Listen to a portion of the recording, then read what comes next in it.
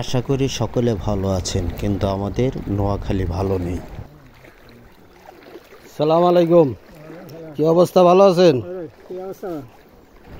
ভালো নেই প্রাণের নোয়াখালী। বর্তলি যাওয়ার এই পথটা একেবারে প্রায় হাঁটুর উপরে পানি, চতুর্দিকে শুধু পানি আর পানি, মানুষের অবর্ণনীয় দুঃখ দুর্দশা।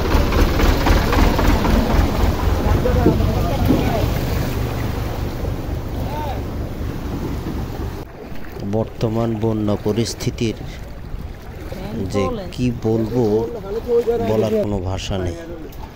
আসলে এরকম বন্যা মনে হয় না আর কেউ কখনো দেখছে। আমি আমার বয়সে কখনো দেখিনি এভাবে পানি হতে। এই যে বর্তলের মাঠটা, এখানে স্কুল, তারপরে বিভিন্ন দোকানপাট, বাজার, ক্লাব, অনেক স্থাপনা, সমস্ত কিছু এখন পানিতে বন্দি।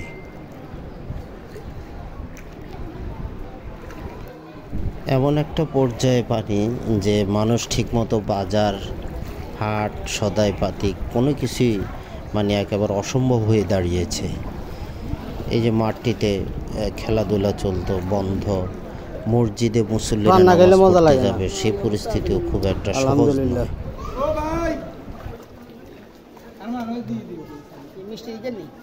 হ্যাঁ, হালকা দিবেন।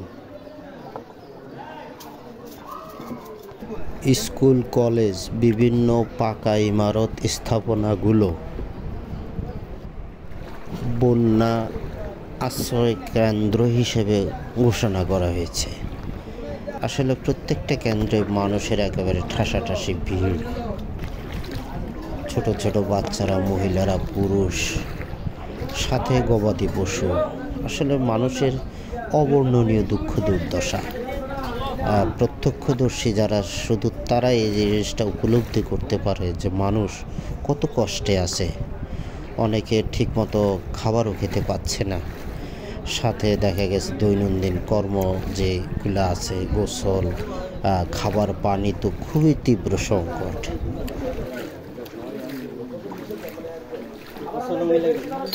ওয়ালাইকুম আসসালাম। কি কাকু, কি খবর? কোন মিছিল উঠলো? বাড়ির দিকে নেই না, বাড়িতে না আইছি। কোনে যাবে?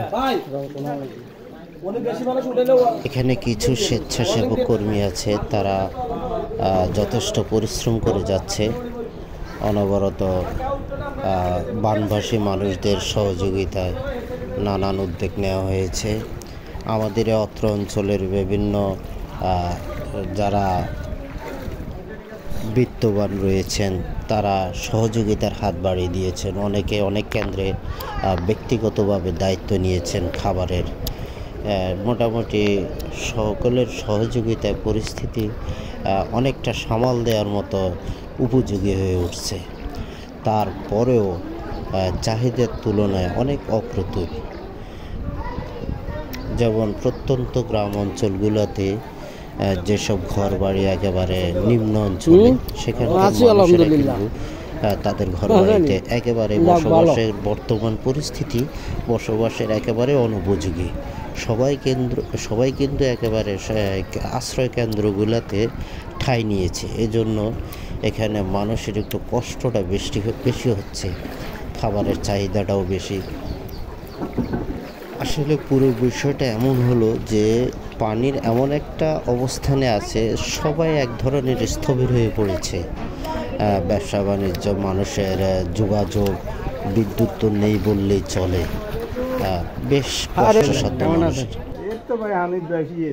কোন আপনাদের উনার বই রয়েছে কেরম? এদিকে বেশি নিন, হালকা পাতলা শাখার মধ্যে কম, পাশে দোনো পাশে বেশি। রোড দিকে কি বাড়ির বাড়ির তো কম, মনে করি এক গিরে আর আঙ্গ এদিকে এরকম তো মানে আর হয় না কোনো সময় না। ঠিক আছে।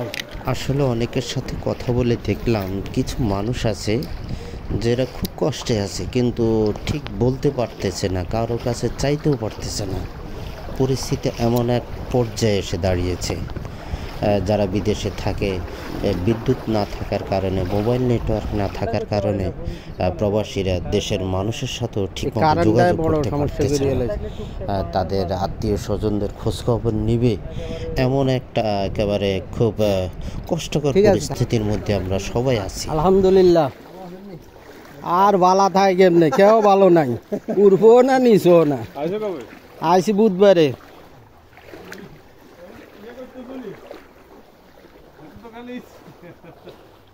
দেই ছোটখাটো হিসাবে যদ্দূর করতে পারি এর দূর চেষ্টা করি রে। আসলে আমি যতটুকু আমার নিজের পক্ষে সম্ভব আমি করার চেষ্টা করে যাচ্ছি, বাকি আল্লাহর ইচ্ছা। তবে আমার একটা অনুরোধ সবার কাছে, সবাই সহযোগিতার হাত বাড়িয়ে দেবে। আসলে মানুষের উপকার করার মধ্যে এক ধরনের প্রশান্তি, একটা সুখ অনুভূতি হয়। তো সেই সুযোগটা সবাই কাজে লাগান এই মুহূর্তে।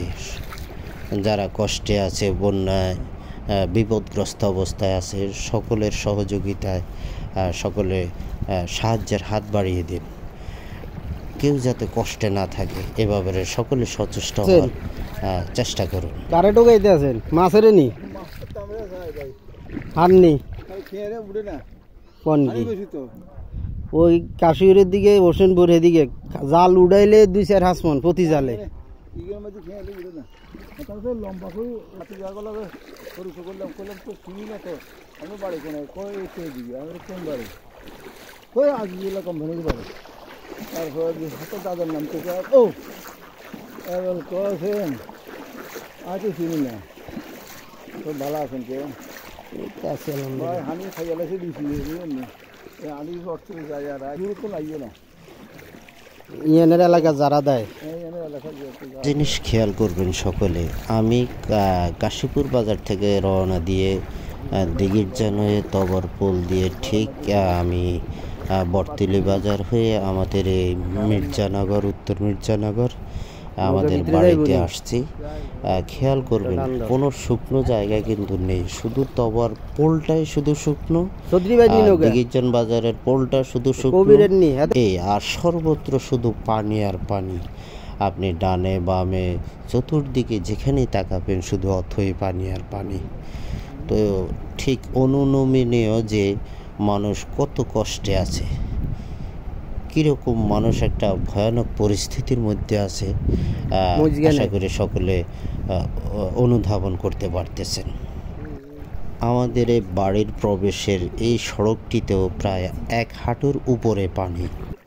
সকলে ভালো থাকবেন, আমাদের এই নোয়াখালীবাসীর জন্য দোয়া করবেন, প্রত্যেকের সহযোগিতার হাত বাড়িয়ে দিন।